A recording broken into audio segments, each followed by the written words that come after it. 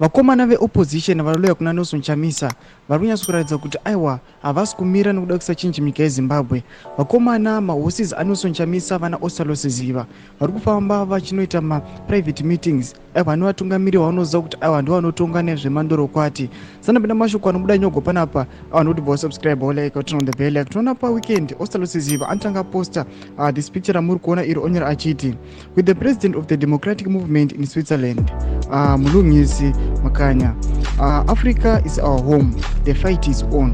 Not the first picture rano posta iratidza kuti aiwa angari kuSwitzerland. Obviously mukaona an opposition figure inosangana nemumwe mutungamiri wenyika aiwa specifically tikataura zvenyika yeZimbabwe, obviously vari kunopiwa ma-ideas on how to keep on thriving, kuti voona sei kuti aiwa vangaisa change nyika yeZimbabwe. Tinoona muzara nhasi vanhu vachiposta this picture aiwa ari paairport achiti Rwanda, the land of 1,000 hills, embrace us, Africa is one.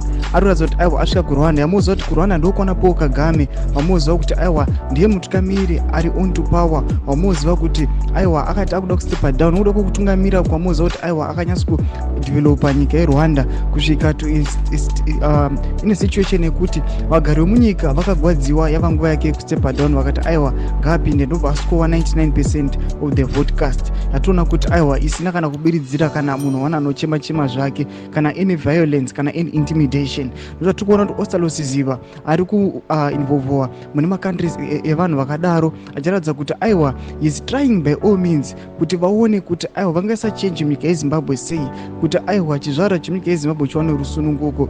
Wotidzai mafungiro enyu moti kudii pamusoro pechitiko ichi? Aiwa tichiona kushingaira nekushingirira kwavari kuita.